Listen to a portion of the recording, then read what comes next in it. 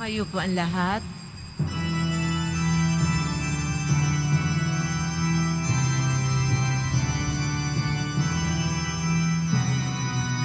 Panginoon ay purihin, ngalan niya'y dakilain. Panginoon ay purihin, ngalan niya ay dakilain.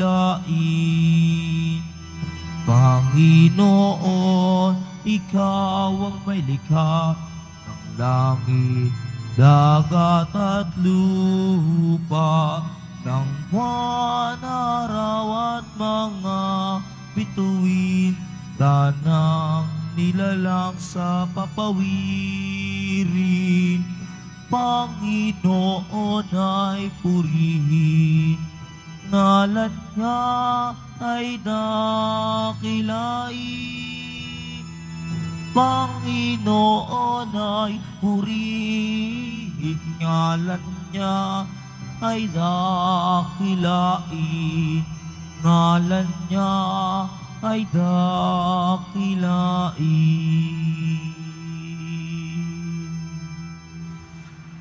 Sa ngalan ng Ama, ng Anak at ng Espiritu Santo. Amen. Sumainyo ang Panginoon. At sumaiyo rin.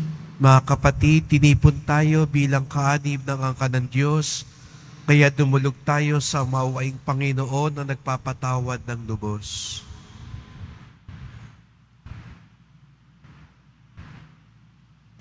Sinugong tagapagpagaling sa mga nagsisisi, Panginoon, kaawaan mo kami. Panginoon, kaawaan mo kami. Dumating na tagapag-anyayang mga makasalanan na yung magsisi, Kristo, kaawaan mo kami. Kristo, kaawaan mo kami. Nakaluklok ka sa kanan ng Diyos Ama para ipamagitan kami. Panginoon, kaawaan mo kami. Panginoon, kaawaan mo kami. Kaawaan tayo ng makapangyarihan Diyos. Patawarin tayo sa ating mga kasalanan at patnubayan tayo sa buhay na walang hanggan. Amen. Manalangin tayo. Ama naming makapangyarihan, ipagkaloob mong kami makasamba sa iyo ng may loobing taimtim na totoo, at kami rin naway magmahal sa aming kapwa-tao ng may damdaming ibinubunsod ng iyong Espiritu. Sa pamamagitan ni Jesucristo, kasama ng Espiritu Santo, magpasawalang hanggan. Amen. Magsiupo ang lahat.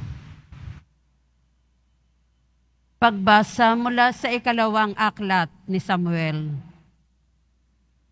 Noong mga araw na yon, dumating kay David ang balitang si Absalom na ang kinikilalang hari ng Israel. Sinabi niya sa mga kasama, "Mabuti pa'y umalis tayo sa Jerusalem. Kung hindi, nanganganib tayo kay Absalom. Magmadali tayo at baka abutin niya. Kapahamakan ang sasapitin natin, pagkat wala siyang igagalang isa man sa lungsod." Si David ay umiiyak na umahon sa bundok ng mga olibo. Wala siyang sandalyas at nakatalukbong, tanda ng kalungkutan. Lahat ng kasama niya ay nakatalukbong at umiiyak ding umahon. Nang papalapit na sa Bahurim, si Haring David, isang kamag-anak ni Saul ang lumabas sa lansangan na nagtutungayaw. Ito'y si Semei na anak ni Jera. Binabato niya si David at ang mga kasama nito, maging alipin o kawal. Ganito ang kanyang isinisigaw, "Lumayas ka, lumayas ka. Ikaw na tampalas at uhaw sa dugo. Naghiganti na sa iyo ang Panginoon dahil sa pagpatay sa sambahayan ni Saul at ang pag-agaw sa kanyang trono. Ibinigay na kay Absalom ang kanyang kaharian. Ikaw na mamamatay tao. Sa wakas, siningil ka rin sa iyong pagkakautang. Sinabi ni Abisai, "Mahal na hari, diyata't pinahihintulutan ninyong lapastanganin ng hampas lupang ito ang inyong kamahalan.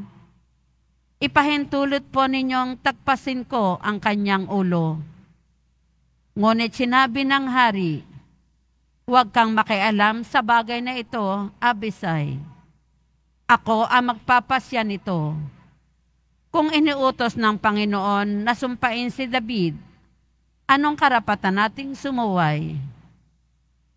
Sinabi ni David kay Abisai at sa lahat niyang lingkod, "Kung ang anak ko mismo ay nagtatangka sa aking buhay, hindi dapat pagtakhan ngayon kung mag-isip ng ganyan ang Benhamitang ito.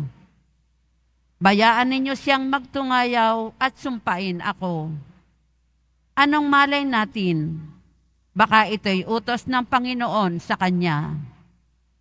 Baka naman kahabagan ako ng Panginoon sa kalagayang ito at pagpalain ako sa halip na sumpain." Patuloy sa paglakad sina David at ang kanyang mga tauhan. Ang salita ng Diyos. Salamat sa Diyos. Halika, Panginoon ko, iligtas mo sana ako. Halika, Panginoon ko, iligtas mo sana ako. O Panginoon ko, kay raming kaaway, sa abang lingkod mo ay kumakalaban. Ang palagi nilang pinag-uusapan, ako raw, O Diyos, di mo tutulungan. Halika, Panginoon ko, iligtas mo sana ako. Ngunit ang totoo sa lahat ng oras, iniingatan mo at inililigtas. Sa aking tagumpay ang iginagawad, mahina kong loob ay pinalalakas. Kaya ikaw poon ng aking tawagan, sinagot mo ako sa bundok na banal. Halika, Panginoon ko, iligtas mo sana ako. Ako ay humimlay, agad nakatulog. Ligtas na nagising ang iyong kinupkop. Libo mang kaaway, wala akong takot. Humanay man sila sa aking palibot. Halika, O Diyos, iligtas mo ako. Lahat kong kaaway ay pasukuin mo. Halika, Panginoon ko, iligtas mo sana ako. Tumayo na po ang lahat.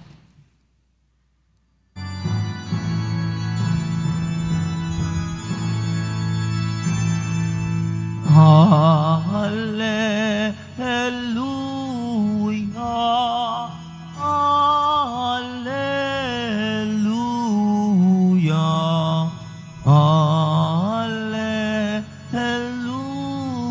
hallelujah, hallelujah.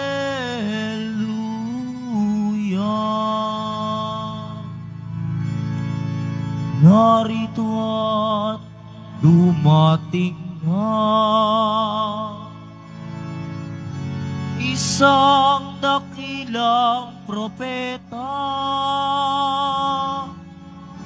sugo ng Diyos sa bayan niya.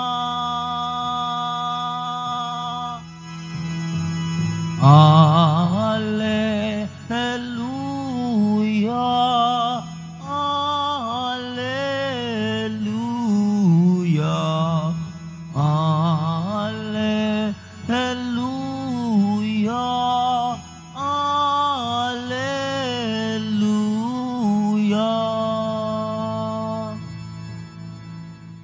Sumainyo ang Panginoon. At sumairin. Ang mabuting balita ng Panginoon ayon kay San Marcos. Papuri sa iyo, Panginoon. Noong panahong iyon, dumating sina Jesus at ang mga alagad sa ibayon ng lawa, sa lupain ng mga Geraseno. Pagkababa ni Jesus sa bangka, siya'y sinalubong ng isang lalaking galing sa libingan. Ang lalaking ito'y inaalihan ng masamang espiritu at sa libingan na nirahan. Hindi siya maigapos ng matagal, kahit tanikala ang gamitin. Malimit siyang ipangaw at gapusin ng tanikala, ngunit pinaglalagot-lagot niya ito at pinagbabali-bali ang pangaw. Talagang walang makasupil sa kanya. Araw-gabi nagsisigaw siya sa libingan at sa kaburulan, at sinusugatan ng bato ang kanyang sarili. Malayo pa'y natanawan na siya ni Jesus. Siya'y patakbong lumapit at nagpatirapa sa harapan niya at sumigaw ng malakas, "Jesus, anak ng kataas-taasang Diyos, ano ang pakialam mo sa akin? Huwag mo akong pahirapan, alang-alang sa Diyos." Sinabi niya ito sapagkat iniutos sa kanya ni Jesus, "Masamang espiritu, lumabas ka sa taong ito." Tinanong siya ni Jesus, "Ano ang pangalan mo?" "Pulutong, sabagkat marami kami," tugon niya. At mahigpit nilang ipinakiusap kay Jesus na huwag silang palayasin sa lupaing iyon. Doon naman sa libis ng bundok ay may malaking kawan ng mga baboy na nanginginain. Nagmamakaawa kay Jesus ang masasamang espiritu na ang wika, "Papasukin mo na lang kami sa mga baboy." At sila'y pinahintulutan niya. Lumabas sa tao ang masasamang espiritu at pumasok nga sa mga baboy. Ang kawan na may 2,000 ay sumibad ng takbo tungo sa pangpang ng lawa, nahulog sa tubig at nalunod. Nagtatakbo ang mga tagapag-alaga ng kawan at ipinamalita ito sa bayan at sa mga nayon. Kaya't pumaroon ang mga tao upang tingnan kung ano ang nangyari. Paglapit nila kay Jesus, ay nakita nila ang lalaking inalihan ng mga demonyo. Nakaupo ito, may damit at matino na ang isip, at sila'y natakot. Isinalaysay sa kanila ang mga nakakita ang nangyari sa inalihan ng mga demonyo at ang sinapit ng mga baboy. Kaya't ipinamanhik nila kay Jesus na umalis sa kanilang lupain. Nang sumasakay na si Jesus sa bangka, nakiusap ang inalihan ng mga demonyo na isama siya, ngunit hindi pumayag si Jesus. Sa halip ay sinabi niya, "Umuwi ka at sabihin mo sa iyong mga kasambahay ang lahat ng ginawa sa iyo ng Panginoon at kung paanong nahabag siya sa iyo." Umalis ang taong iyon at ipinamalita sa Decapolis ang ginawa sa kaniya ni Jesus, at nanggigalalas ang lahat ng nakarinig niyon. Mga kapatid, ang mabuting balita ng Panginoon. Pinupuri ka namin, Panginoong Heso Kristo. Magsiupo ang lahat. Isang mapagpalang umaga po sa inyong lahat, mga kapatid ko kay Kristo, na kayo po nandirito ngayon sa loob ng simbahan. Gayon din po ang lahat po ng sumusubaybay sa ating live streaming. Tunay nga pong kay buti ng Diyos, dahil ngayon tayo ay kanyang muling pinagtipon-tipon bilang isang pamilya ng mananampalataya sa harap ng dambana ni Jesus Nazareno. At tayo ay nagpapasalamat sa lahat ng biyayang ating natatanggap, lalo't higit sa paggabay at pagprotekta ni Jesus sa atin sa anumang mga masasamang espiritu ng buhay. Mga kapatid, nung bata ka pa, ano ang madalas na tinutukso sa iyo? Maitim, baboy, uhugin, mabaho, pangit. Ako, naalala ko po nung bata pa ako, dahil hindi pa uso ang kumain sa akin noon. No? Payatot ang tinatawag nila sa akin. Ang liit-liit ko pa kasi po noon at madalas akong mabuli. Pero hindi ba't ayaw natin ang tinutukso? Kasi naiinis tayo. nasasaktan tayo dahil pakiramdam natin totoo yung sinasabi nila. At kapag napikon tayo, magagalit tayo. At kapag tayo'y nagalit, papatol tayo. At kapag tayo'y pumatol, makikipag-away tayo. Doon na tayo gaganti at doon na tayo mag-uumpisa na magkasala. Mga kapatid, sa ating ebanghelyo, nakita natin ang isang lalaki na inalihan ng masasamang espiritu. Hindi lang po isang espiritu, kundi pulutong ng masasamang espiritu na nagpapahirap sa buong buhay ng lalaking iyon.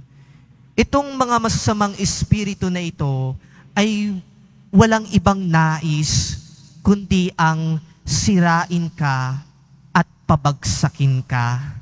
At sila ay umaatake sa pamamagitan ng mga panunukso sa atin. Hahanapin nila ang ating kahinaan at doon nila uumpisan tayo tuksuhin. Tutuksuhin ka na gawin mo ang isang bagay na masama at hindi tama. Tutuksuhin ka na isipin lamang ang iyong sarili at kalimutan ang ibang tao. Tutuksuhin ka na magpakasaya ka kahit nagkakasala ka pa. At kailan tayo madalas natutukso?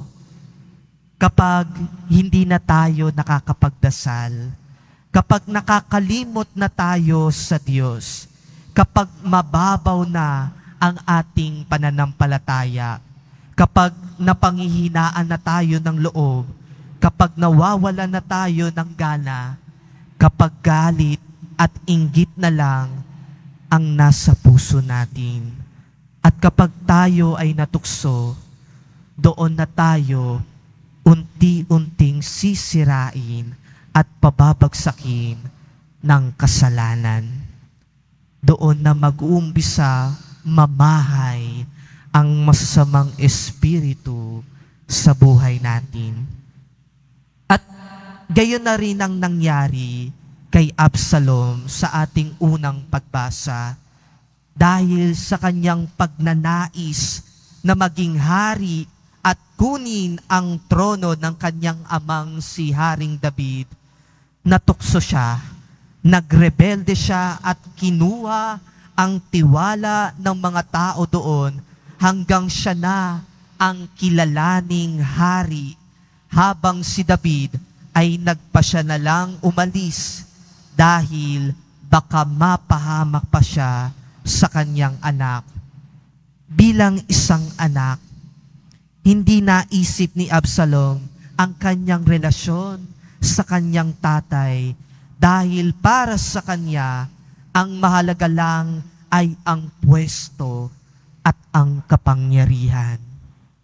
At ilan po sa atin dito ang nagmimistulang Absalom sa ating buhay.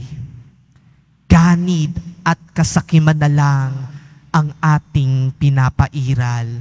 Wala na tayong pakialam kanino man, kahit kapamilya pa ang ating pag-uusapan. Nakakalungkot po mga kapatid, no? Kapag may mga magkakapamilya na nagdedemandahan dahil sa lupa o sa ari-arian, at ang ilan pa ay nagagawa pang gawan ng masama ang kanilang mga kapamilya para lang sa kanilang mga pansariling intensyon at kapakanan. Mga kapatid, matindi po kung umataki sa ating buhay ang mga masasamang espiritu. Di natin napapansin, tinutokso na pala tayong gawin ang isang bagay na hindi natin dapat gawin. Ngunit sa kabila ng mga tukso at masasamang espiritu na umaaligid-aligid sa atin, pinapalalahanan tayo ng ating mga pagbasa, na ilagay lang natin ang ating tiwala sa Diyos at kumapit tayo sa ating pananampalataya sa Kanya. At katulad ng ginawa ni Haring David, kahit anong pananakit at pagtataksil na ginawa sa Kanya, lalo't higit ng Kanyang anak, ng mga taong minamahal niya, pinairal niya pa rin ang pagtitiwala niya sa Diyos na tutulungan siya sa Kanyang pinagdadaanan. Kahit anong panunukso ng masamang espiritu na maramdaman niya na gumanti siya laban sa mga taong nangaapi sa Kanya, hindi niya ginawa ito. At kalaunan ng kwento, makikita natin na nakamit ni Haring David ang hustisya sa kanyang pinagdadaanan. Mga kapatid ko kay Kristo, sa paglalakbay po natin sa ating buhay, may tukso laging itong nag-aantay upang tayo ay pabagsakin. Ngunit, kung hindi tayo magpapadala sa tukso, kung malalim ang ating pananampalataya sa Diyos at tayo ay nagtitiwala sa Kanya, magagawa natin maipagpatuloy ang ating paglalakbay ng mapayapa at masaya. Kaya naman po sa ating pagpapatuloy ng ating pagdiriwang ng banal na misa, hingin natin ang grasya ng Diyos na siyang tutulong sa atin upang labanan ang mga tukso na ibinabato sa atin ng mga demonyo.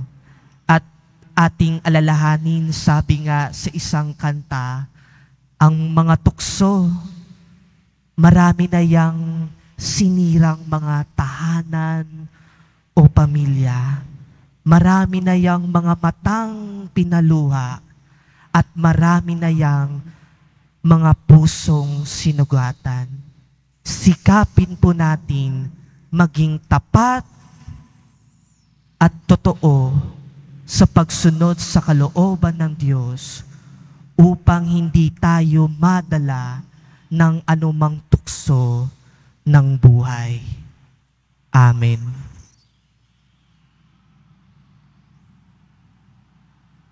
Magsitayo ang lahat.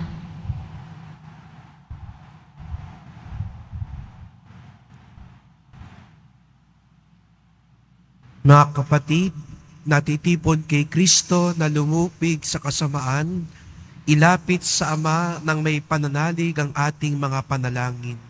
Ang ating tugon, kataas-taasang Diyos, ipag-adya mo kami. Kataas-taasang Diyos, ipag-adya mo kami. Ang Santo Papa, ang mga obispo, mga pari at mga diakono, naway matulungan tayong manatiling matatag sa ating pananampalataya. Manalangin tayo. Kataas-taasang Diyos, ipag-adya mo kami. Ang mga Kristiyanong mananampalataya, naway magkaroon ng tapang na makapagsalita ng may katatagan sa ngalan ni Hesukristo. Manalangin tayo. Kataas-taasang Diyos, ipag-adya mo kami. Ang mga naging manhid na sa pagkakasala naway hipuin ng Espiritu ng Diyos upang magsisi at magbago sila ng pamumuhay. Manalangin tayo. Kataas-taasang Diyos, ipag-adya mo kami. Ang mga naghihinakit dahil sa hirap at pagdurusa, naway maalalayan natin ng walang pag-aalinlangan. Manalangin tayo. Kataas-taasang Diyos, ipag-adya mo kami. Makalangit na Ama, nagbubunyi kami sa iyong nag-uumapaw na pag-ibig para sa amin. Paghariin mo ang iyong kapangyarihan sa amin. Hiling namin ito sa pamamagitan ni Kristong aming Panginoon. Amen. Magsi.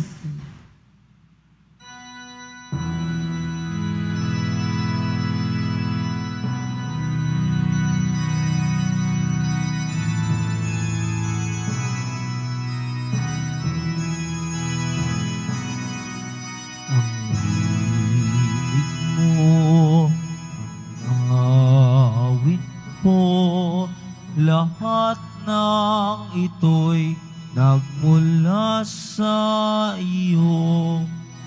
Muli ihahandog sa iyo buong puso kong inaalay sa iyo. O Diyos, o Panginoon, lahat ay biyayang aming inampon, aming buhay at kakayahan.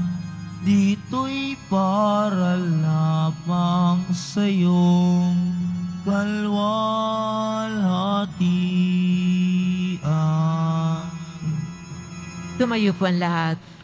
Manalangin kayo mga kapatid upang ating paghahain ay kalugdan ng Diyos Amang makapangyarihan. Tanggapin nawa ng Panginoon itong paghahain sa iyong mga kamay sa kapurihan niya at karangalan sa ating kapakinabangan at sa buong sambayanan niyang banal. Ama naming lumikha, ang mga alay na ngayon aming inihanda sa hapag na ito ng iyong dambana ay iyong tanggapin at gawaran ng pagpapala upang mapagsaluhan namin ang kaligtasan mong ginawa sa pamamagitan ni Jesucristo kasama ng Espiritu Santo magpasawalang hanggan.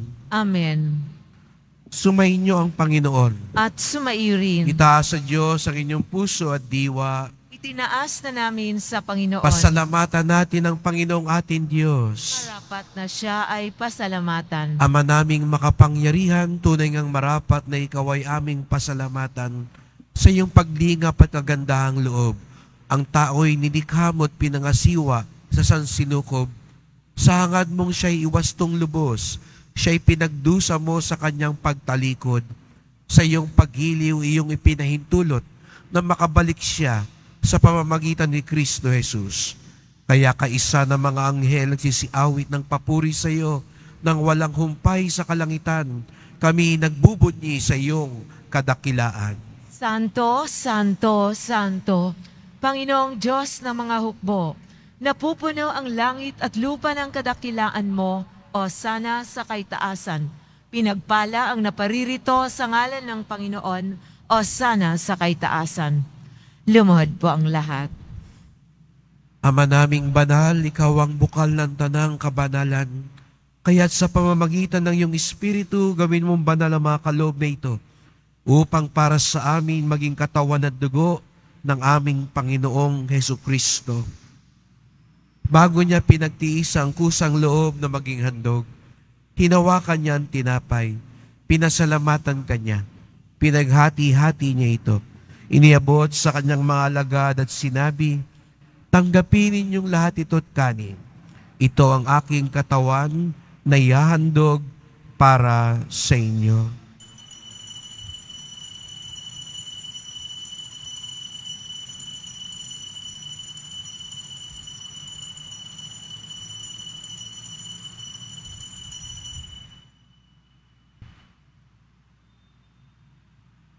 Kayo hindi naman ang matapos sa hapunan, hinawakan niya ang kalis.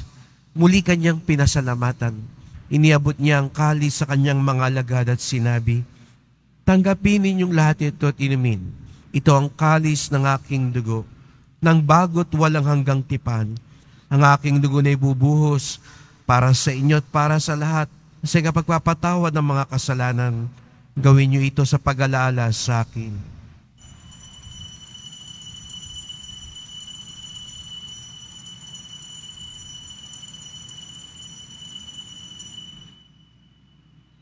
Tumayo po ang lahat. Ipagbunyi natin ang misteryo ng pananampalataya. Si Kristo'y namatay, si Kristo'y nabuhay, si Kristo'y babalik sa wakas ng panahon. Ama, ginagawa namin ngayon ang pag-alala sa pagkamatay at muling pagkabuhay ng iyong anak. Kaya tinalay namin sa iyo ang tinapay nagbibigay buhay at ang kalis na nagkakaloob ng kaligtasan. Kami nagpapasalamat dahil kami yung minarapat na tumayo sa harap mo para maglingkod sa iyo. Isinasamo namin kaming magsasalo-salo sa katawan at dugo ni Kristo ay mabuklod sa pagkakaisa sa pamamagitan ng Espiritu Santo. Ama, lingapin mo ang iyong simbahang laganap sa buong daigdig. Puspusin mo kami sa pag-ibig kaisa ni Francisco na aming Papa, ni Jose na aming Obispo at ng Tanang Kaparian. Alalahanin mo rin ang mga kapatid naming nahimlay nang may pag-asang sila'y muling mabubuhay, gayon din ang lahat ng mga pumanaw. Kawan mo sila't patuloyin sa iyong kaliwanagan. Kawan mo at pagindapating kaming lahat na makasalo sa iyong buhay na walang wakas, kaisa ng mahal na Birheng Maria, Ina ng Diyos, ng kabiyak niyang pusong si San Jose, ni San Juan Bautista at lahat ng mga banal na namuhay dito sa daigdig ng kalugod-lugod sa iyo. Maipagdiwang nawa namin ang pagpupuri sa ikararangal mo sa pamamagitan ng iyong anak, naming Panginoong Hesukristo. Sa pamamagitan ni Kristo, kasama niya at sa Kanya, ang lahat ng parangal at papuri ay sa iyo, Diyos Amang makapangyarihan, kasama ng Espiritu Santo, magpasawalang hanggan. Amen. Sama-sama tayong tumawag sa ating Ama sa langit. Ama namin, Sumasalangit ka, sambahin ang ngalan mo, mapa sa amin ang kaharian mo, sundin ang loob mo dito sa lupa para nang sa langit. Bigyan mo kami ngayon ng aming kakanin sa araw-araw at patawarin mo kami sa aming mga sala para ng pagpapatawad namin sa nagkakasala sa amin at huwag mo kaming ipahintulot sa tukso at iadya mo kami sa lahat ng masama.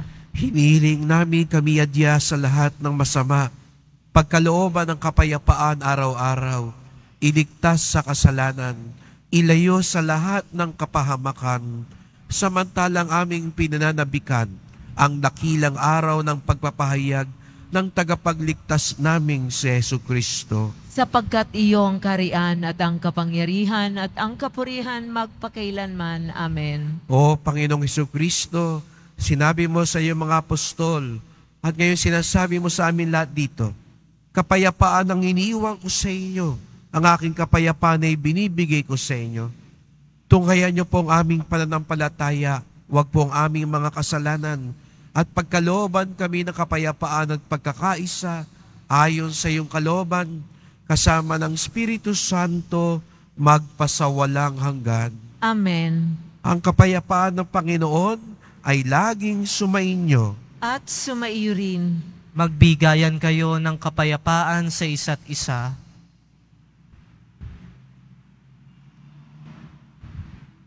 Kordero ng Diyos na nag-aalis ng mga kasalanan ng sanlibutan, maawa ka sa amin. Kordero ng Diyos na nag-aalis ng mga kasalanan ng sanlibutan, maawa ka sa amin. Kordero ng Diyos na nag-aalis ng mga kasalanan ng sanlibutan, ipagkaloob mo sa amin ang kapayapaan. Lumuhod ang lahat. Narito ang ating Panginoong Jesucristo, ang Kordero ng Diyos, nag-aalis ng mga kasalanan ng sanlibutan.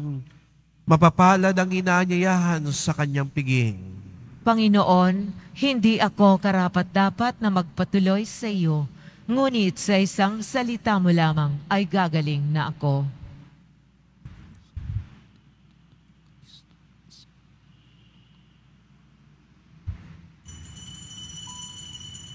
Para sa lahat ng tatanggap ng banal na komunyon, sasagot po tayo ng amen pagkasabi ng pari o ng lay minister ng katawan ni Kristo at isubo agad sa bibig bago umalis sa harapan ng pari o lay minister. Sumunod po tayo.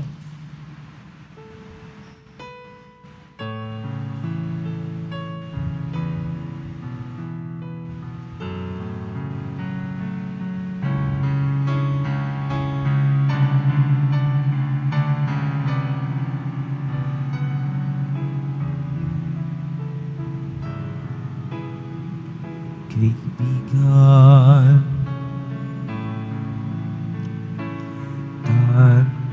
Tantuin mo isang paglalakbay ang buhay. Sanga-sangang landas ay may kahirapan. Kung may lungkot o panganib sa'yo, biglaang dumalaw. Kung ikaw ay mapagod sa bigat ng iyong pasan, Panginoon ang balikan, Panginoon ang asahan.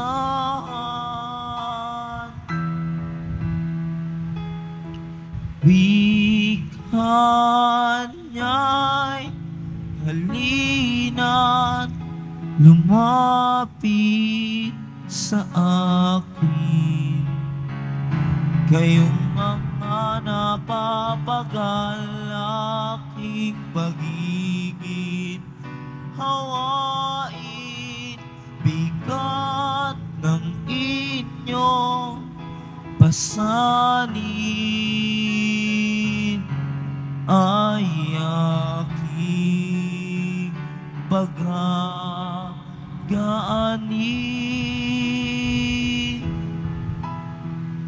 Halina, kaibigan, lumapit sa akin.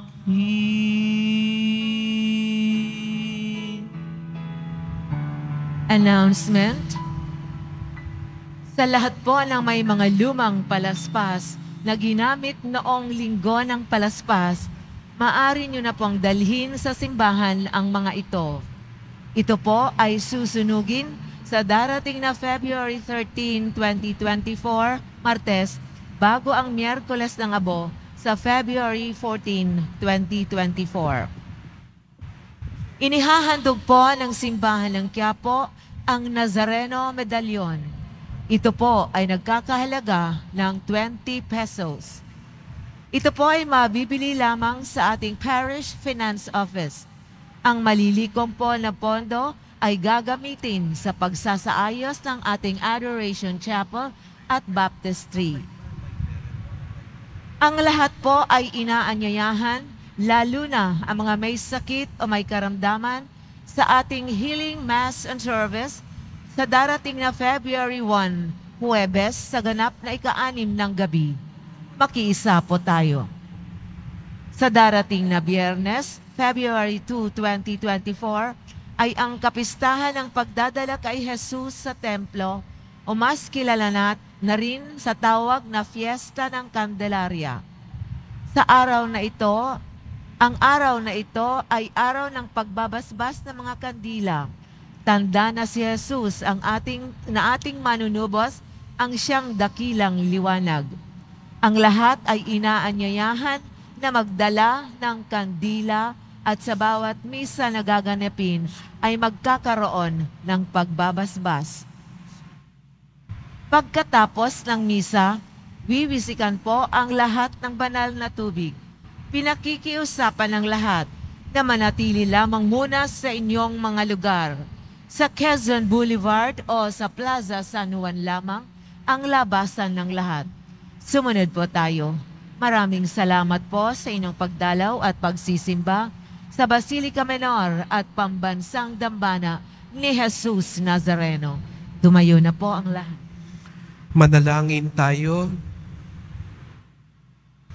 Ama naming mapagmahal, Kaming nagsipakinabang sa piging ng aming kinamtang kaligtasan, ay humihiling ng iyong bigyang kaunlaran sa pananampalatayang wagas kailanman, sa tulong ng panubos na ngayon iyo'y bigay sa pamamagitan ni Jesucristo kasama ng Espiritu Santo magpasawalang hanggan. Amen. Salamat po sa inyong pagpunta dito sa Quiapo. Ingat po kayo sa pag-uwi. Salamat po sa mga naglingkod sa misa at sa inyong tulong sa simbahan. Mga pamisa, love offerings, online donations, sa mga nagdadala po ng bigas, dilata, noodles, at iba pang pang-ayuda sa ating mga kapatid na nangangailangan.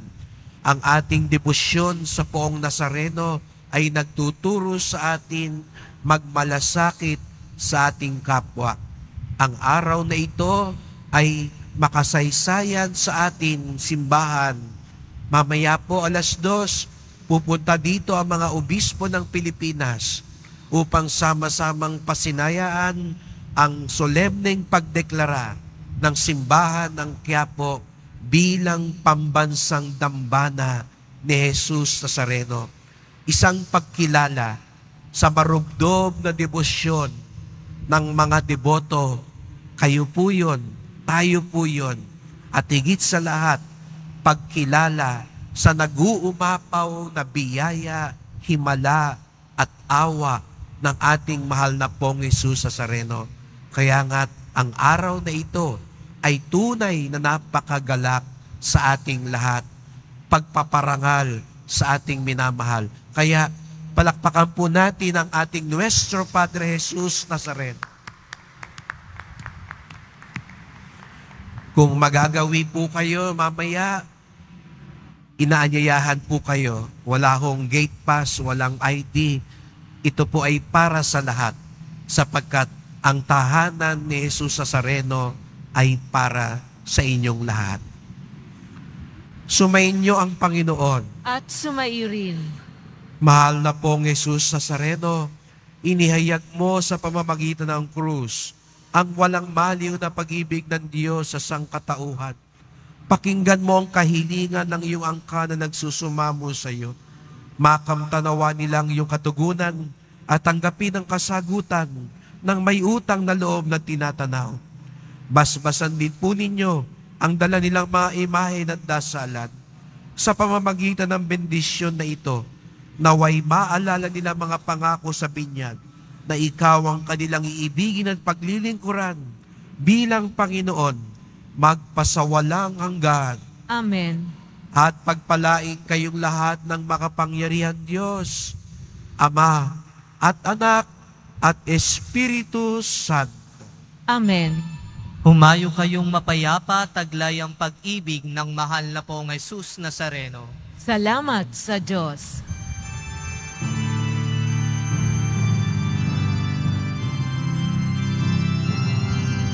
Nuestro Padre Jesus Nazareno, sinasamba ka namin, pinipintuo ka namin, aral mo'y aming buhay at kaligtasan. Nuestro Padre Jesus Nazareno, iligtas mo kami sa kasalanan. Ang krus mong ginamatayan ay sagisag ng aming kaligtasan. Nuestro Padre Jesus Nazareno, dinarangal ka namin. Nuestro Padre Jesus Nazareno, ninulwalhati ka namin. Nuestro Padre Jesus Nazareno, dinarangal ka namin. Nuestro Padre Jesus Nazareno, nilulwalhati ka na